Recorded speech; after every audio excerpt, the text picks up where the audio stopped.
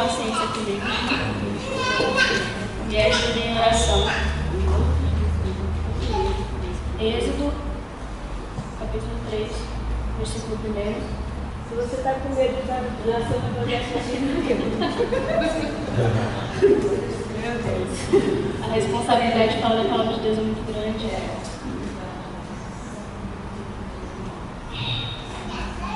Vamos continuar a palavra. Para quem estavam aqui,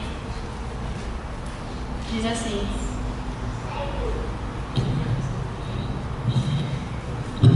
a palavra.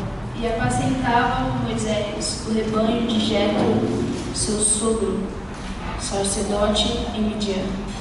Levou o rebanho atrás do deserto e veio ao monte de Deus, a Horebe, e apareceu-lhe o anjo do Senhor, em uma chama de fogo, no meio de uma sarça. E olhou, e eis que a sarça ardia no fogo, e a sarça não se consumia. Amém? Sobre isso aqui.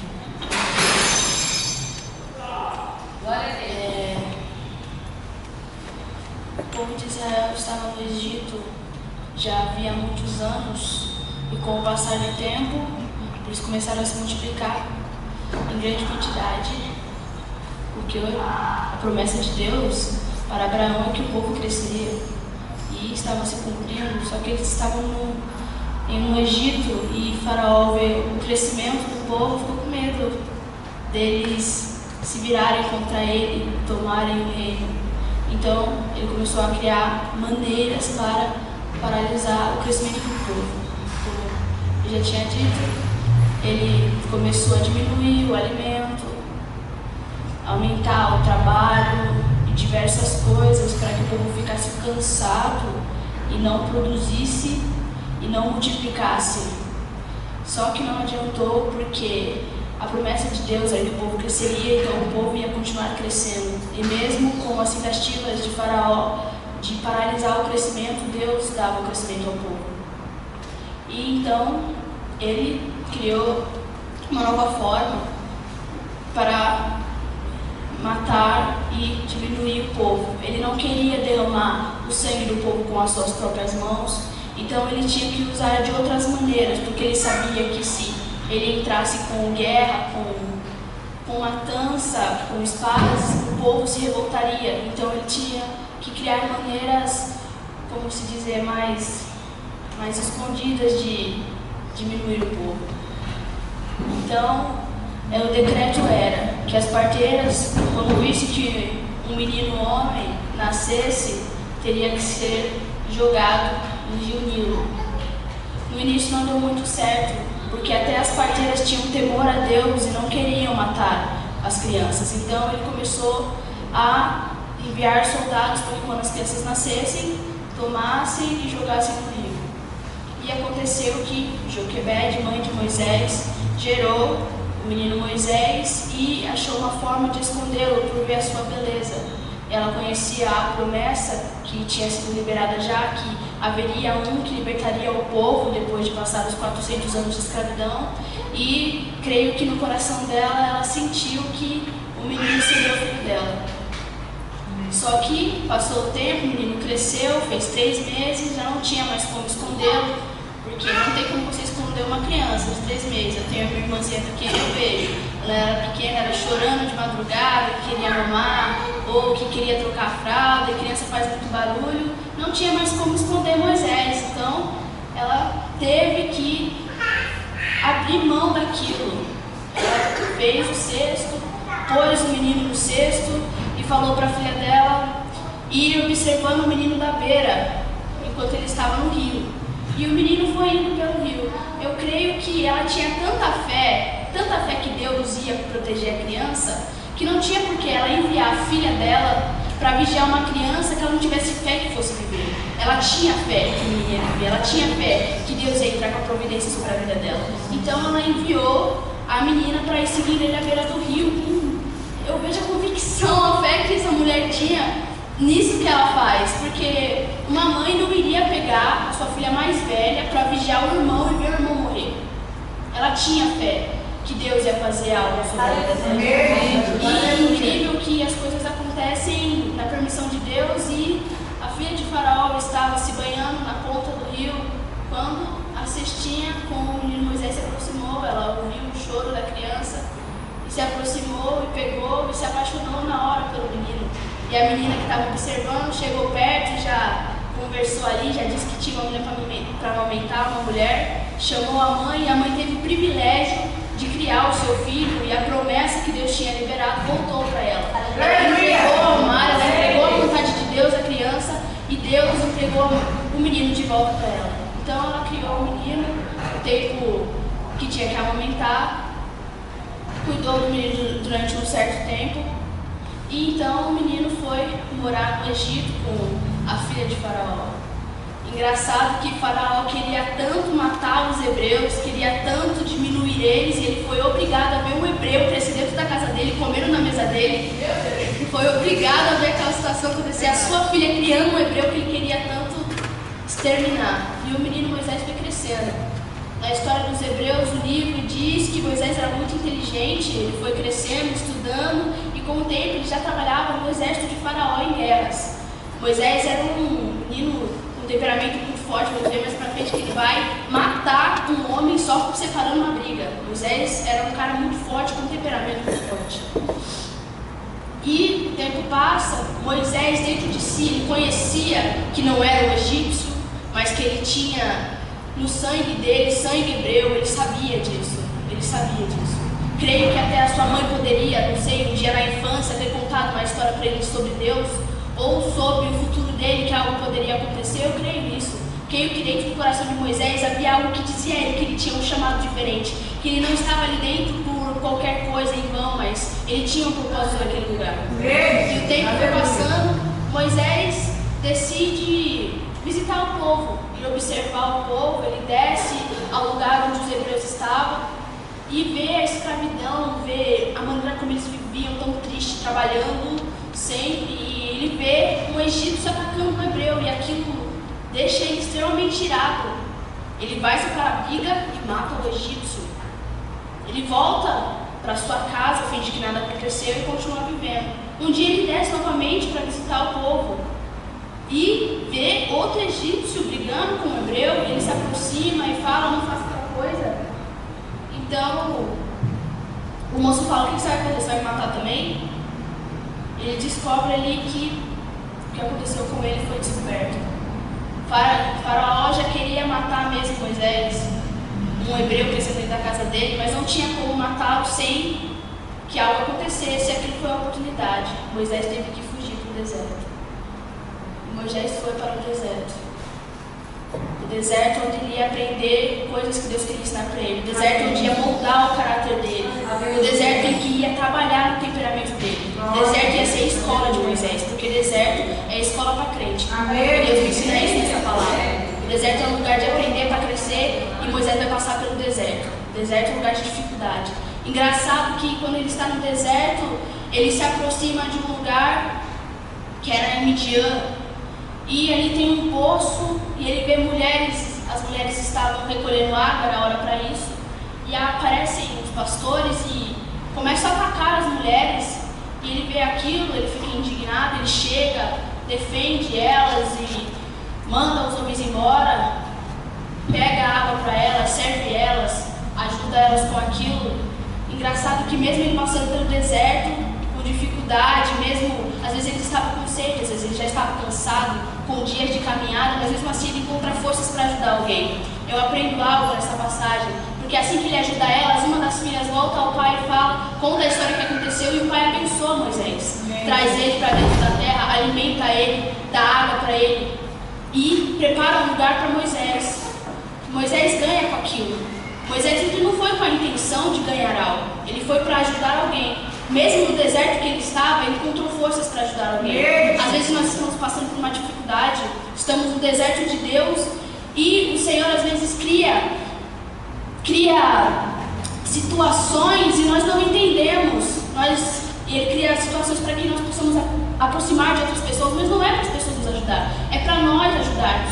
Já teve algum momento que você estava passando por um momento muito difícil e apareceu uma pessoa no seu caminho que estava com uma situação mais complicada que a sua e você teve que deixar a sua situação de lado para ajudar aquela pessoa. Foi isso que aconteceu com Moisés. Ele abriu mão da situação que ele estava passando, de fome, de caminhada, de exclusão. Ele saiu de dentro do seu povo, estava confuso, mas mesmo assim ele abriu o seu coração para ajudar aquelas mulheres, e com isso ele ganhou. Às vezes nós passamos por momentos assim, e que nós temos que ajudar pessoas que o Senhor coloca em nosso caminho e nós não entendemos, mas é porque algo o Senhor tem nisso. Ele vai abrir portas maiores para nós quando nós abrimos o nosso coração para ajudar as pessoas. E Moisés entende isso. Ele ajuda aquelas mulheres, ganha uma casa, ganha um casamento, ele se casa, ele cria uma família, ele cria raízes naquele lugar em Midian, e ele começa a viver ali, ele começa a pastorear ovelhas do seu sogro, que era Jetro. Ele vira um pastor de ovelhas, do seu sogro. E ele fica 40 anos no deserto, apacentando ovelhas. O deserto foi uma preparação realmente para Moisés. Porque mais para frente ele ia guiar o povo pelo deserto. E ele estava ali aprendendo a ser um bom líder. Cuidando das ovelhas, sendo um bom pastor para as ovelhas. Deus estava ensinando ele. Ensinando ele para algo que ele ia viver lá na frente. Para algo que ia acontecer na vida dele. E o tempo passa, e eu creio que Moisés ele sabia que Deus tinha algo na vida dele. Porque no capítulo 3 em que nós lemos, Moisés ele estava assentando as ovelhas e ele decide que vai ao monte. Vai levar as ovelhas para o Monte Horebe, o monte de Deus. Ele decide que vai levar as ovelhas para lá. Creio que ele tinha algo no coração dele que dizia que ele tinha que estar lá naquele dia. E lá vai Moisés com as ovelhas, apacentar elas no Monte Horebe. E naquela época, diz a história, que havia muitas sarsas, e devido ao calor do deserto, elas sempre queimavam, só que queimavam até se consumir. Então era normal para Moisés ver sarsas se consumindo pelo deserto. Só que naquele dia ele viu uma sarça diferente.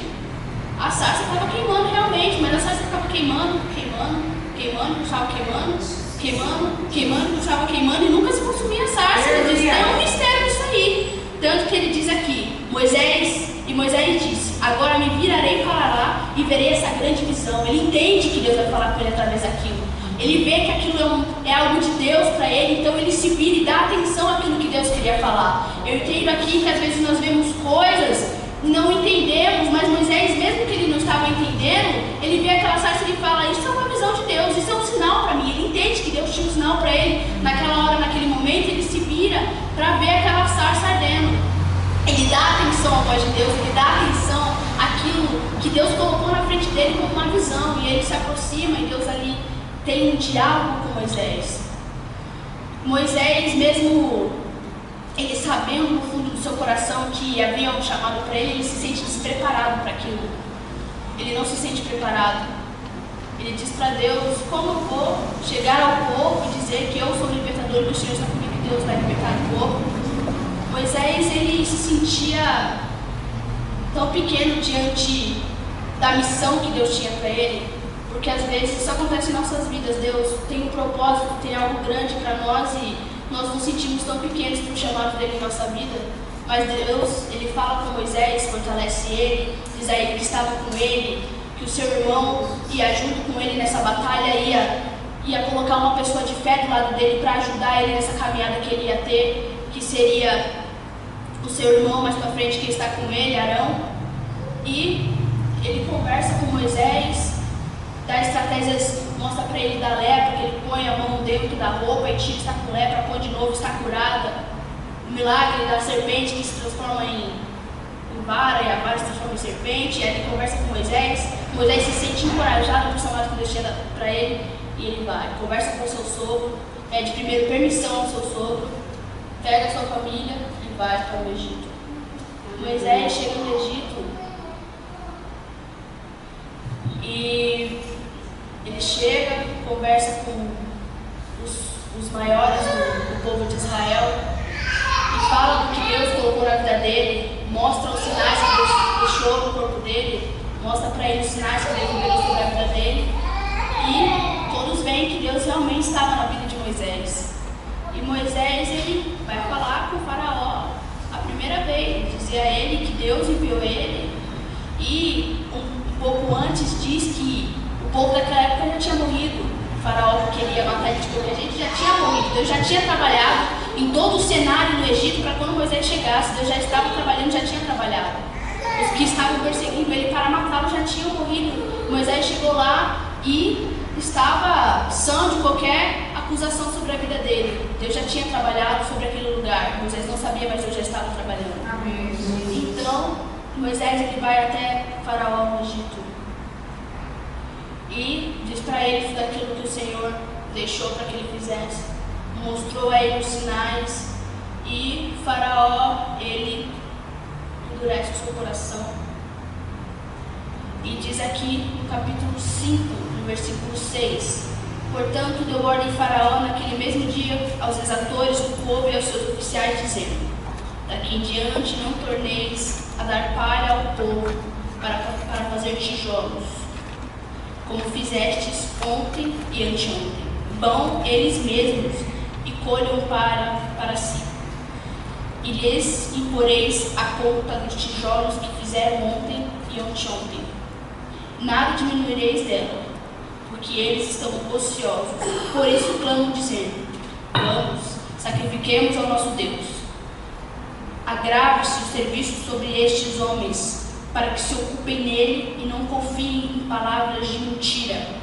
Então saíram os exatores do povo e seus oficiais e falaram ao povo, dizendo: assim diz Faraó: eu não vos darei palha, ide vós mesmos e tomai vós palha de onde achares, porque nada se diminuirá de vosso serviço. Então o povo se espalhou por toda a terra do Egito, a colher restolho em lugar de palha. O povo de Israel recebe a notícia sobre a liberdade que Moisés veio trazer para eles, e logo eles se animam, preparam suas coisas para ir. Só que Faraó muda de ideia, fala que eles não vão embora, que eles vão continuar trabalhando, e como forma de punição, ele tira a palha do povo. A palha servia para ajudar no trabalho. Eles ganhavam a palha na mão para que o trabalho pudesse ser feito com mais rapidez. Só que Faraó tira a palha do povo e os obriga a continuar fazendo a mesma quantidade de tijolos. Tira a palha e fala que eles têm que continuar com o mesmo serviço. Então, o trabalho do povo dobra. Além deles terem que fazer os tijolos, eles tinham que procurar a palha. Só que o que acontecia? Quando eles iam procurar a palha, já não tinha palha, só tinha o restolho, não tinha mais a palha. Então o povo começa a se espalhar, começa a esmurecer, começa a fraquejar pela falta de palha, e começam a se separar, a se dividir por causa da falta de palha. É interessante que a palha trazia um bem-estar para o povo tão grande, e quando ela foi tirada, trouxe divisão para o povo. Às vezes isso acontece, às vezes nós estamos na obra, estamos fazendo algo, estamos trabalhando naquilo, como eles estavam na construção de tijolos, e de repente uma situação acontece, falta algo em nossas vidas, e aquilo começa a trazer desunião, porque está faltando algo para todos. Mas de vez eles se unirem em algo para buscar aquilo que estava faltando, eles se espalham. Aquilo traz desunião, aquilo traz fraqueza para eles. De vez eles se unirem naquela situação e terem convicção, começarem a buscar juntos, eles se separam. A crise traz separação para eles, sendo que a crise tinha que unir eles. O que eu aprendo nessa passagem é que, às vezes, na situação difícil, de vez nós nos unirmos uns com os outros para buscarmos, nos unirmos uns com os outros para resolvermos aquela situação juntos, para que Deus venha responder a nossa oração, nós murmuramos, nos separamos e fraquejamos pela falta de união. Quando não há união, não há crescimento. Quando não há união, o Senhor não trabalha, porque há divisão. Onde há divisão, o Senhor não trabalha. É isso que eu aprendo nessa passagem. Eles começam, e o pior é que quando eles iam buscar a palha por si próprio, não havia mais palha, só tinha restolho. Então, além de não ter a palha na mão e aquilo trazer desunião, porque eles queriam buscar cada um por si, não queriam esperar pelo irmão, não queriam se ajudar por irmão, não queriam se ajudar uns aos outros, cada um queria buscar por si aquilo que precisava, não queriam andar em união. Quando iam buscar, não tinha aquilo que ele precisava, tinha muito menos, tinha apenas o restolho, não tinha mais a palha. E E aquilo foi trazendo fraqueza para o povo. E não era isso que Deus queria. Deus queria a união do povo. Amém. Deus queria a unificação, que o povo continuasse firme na promessa dele.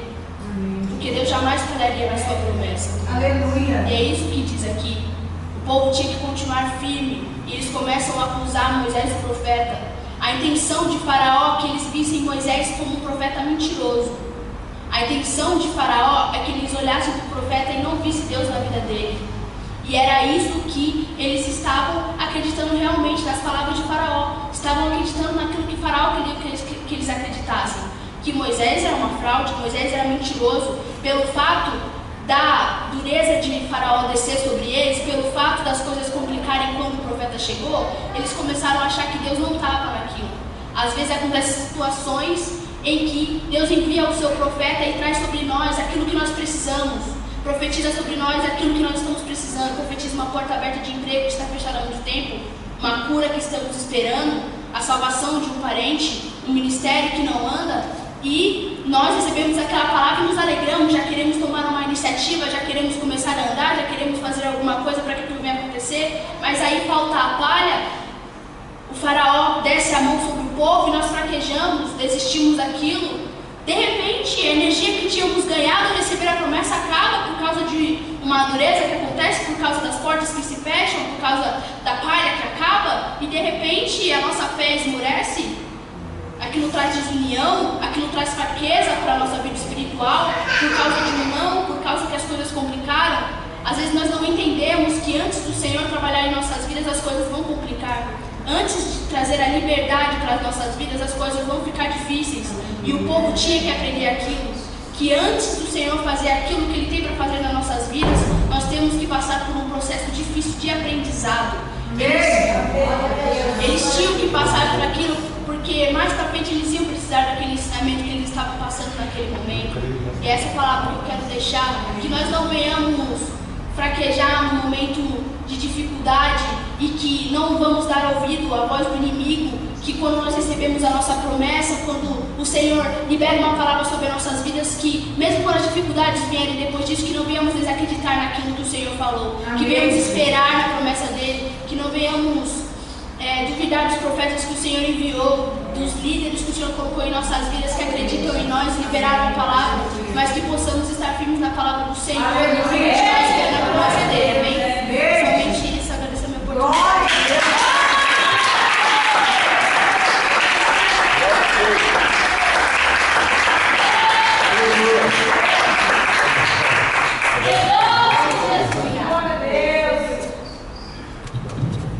Se não é o jovem que está falando, né, gente? Glória a Deus.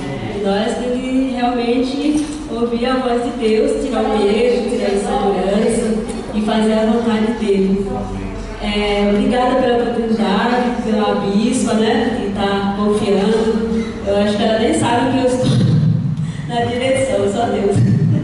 Glória a Deus. Mas Deus sabe, foi Deus que mandou, né? Então aqui eu peço para a bispa, né, que eu passei 3 meses para aprender essa palavra, mas eu aprendi. Então eu chamo ela para poder terminar o nosso tema de hoje. Obrigada. Amém.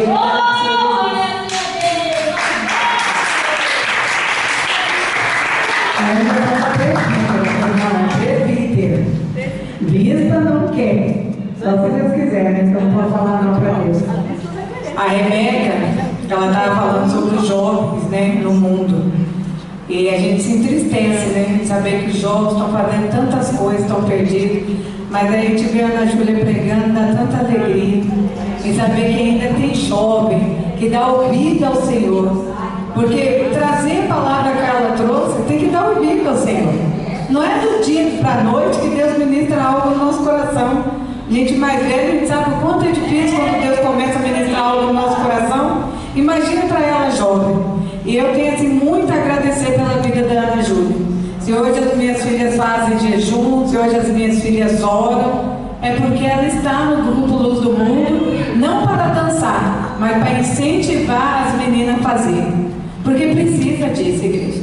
A nossa vida como cristão, eu falo pela Luz do Mundo, não adianta dançar para Jesus e não jejuar, não orar, não fazer aquilo que Deus ensinou quinta-feira passada através da minha vida.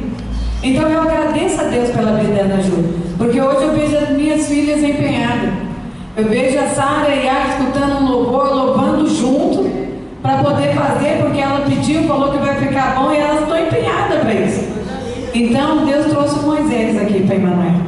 A Ana Júlia está com Moisés para fazer diferença. E pode ser, Ana Júlia, que tem coisas na sua vida que você não consegue ainda compreender. Talvez você não consegue nem mesmo aceitar, mas porque o chamado de Deus na tua vida é muito grande. É o chamado para fazer a diferença. E quando tem o chamado para fazer a diferença, muitas das vezes a gente não vai entender por que a gente passa por aquela situação, por que a gente está vivendo aquilo. Então eu sei que você já lê, que você já ora, que você copia os textos bíblicos, eu sei disso tudo, mas mergulha um pouco mais, porque muitos jovens vão olhar para você e desejar ser como você. Você vê que Arão e Miriam chegou uma época que eles tiveram ciúmes, porque eles viram a diferença em Moisés. Então mergulhe um pouco mais, para quando olharem para você, querer ser igual a você, que a inveja venha cair por terra, mas que venha querer ser igual a você, porque você é igual a Cristo. Você faz a diferença no mundo, e nós temos que querer isso, igreja, fazer a diferença no mundo. Não adianta nós falarmos que servimos a Deus e não fazer diferença nenhuma. Chegarmos em algum lugar e ninguém fala assim, nossa, aquela pessoa é diferente, fala diferente, faz diferente. E dessa semana uma mãe de aluno foi falar comigo no portão, reclamando de um outro aluno, né, que ele falou que Deus não existia, ele um tal de rabudo, que não sei o quê. Aí eu falei para a mãe assim, eu desconheço isso, apesar que ele não é meu aluno, eu desconheço, mas eu estou falando com a Sulene sobre isso. E eu falei assim, meu Deus, essa criança, eu conheço a família, e a família são desviados. Então ele dá tanta importância para o rabudo, que esquece de falar que Deus existe. E muitas das vezes nas nossas vidas é assim. A gente dá tanta importância para a dificuldade, para a luta que estamos passando, e esquecemos que Deus existe. E que Deus é maior, que na hora certa Ele vai chegar e vai mudar a nossa história. Como Ele fez com Moisés. Hoje Deus deu um ensinamento, que no meio da dificuldade, da luta, nós temos que nos unir. Muitas das vezes nós estamos passando por luta, dificuldade, não vamos falar para o irmão não, porque é vergonhoso, porque é isso, porque é aquilo. Não, se una. Se una, porque quando nós estamos unidos, a palavra de Deus fala que quando tiver 2 ou 3 reunidos, Ele se faz presente. Deus, Ele quer estar presente. Ele quer que nós nos unimos, igreja. Muitas das vezes a Ana Júlia pode pensar, para que eu vou entrar num grupo de dança se eu não danço? Se eu não tenho chamado para dançar? Se eu não gosto de dançar, eu não vou fazer? Mas para quê? É para isso, Ana Júlia. É para fazer diferença no meio dessas meninas. É para que essas meninas venham a ter intimidade com Deus, buscar a Deus e querer fazer as coisas de Deus. Porque muitas vezes fazer as coisas que a gente gosta, dançar é muito bom. E fazer as coisas de Deus? Quer ler a palavra? Quer orar? Quer jejuar? Quer matar a nossa carne? E eu tive uma experiência essa madrugada, a coisa mais linda com Deus. Estava conversando com a Simone domingo, a Rodrigo, vamos orar 3 horas da manhã. Então vamos orar 3 horas da manhã. Eu estou na campanha de oração ainda. Eu falei, tá bom, pus o relógio para despertar. Mas eu durmo, tá beleza. Aí o relógio despertou, comecei a orar. Quando eu abri o olho, já era 3h11, falei, misericórdia. Comecei a orar, quando eu abri o olho, era 5 horas da manhã. Falei, meu Deus, o Senhor nem recebeu a minha oração. E Deus, aí quando eu fui dormir ontem, nem vou pôr relógio para despertar, que eu fui dormir, já era quase 1 da manhã, fazendo trabalho da faculdade e tudo. E eu queria muito entrar no Masterchef, e eu fui assistir o Masterchef para ver se ele tinha condições de entrar, porque ele sabe fazer filho. Eu falei assim, André, não tem jeito. As crianças sabem fazer carne, sabem fazer um monte de coisa, não adianta você entrar para fazer só esfirra. E eu fui dormir tarde. E Deus, Ele é tão lindo, igreja. Eu acordei, não sei porquê, era 3 horas da manhã.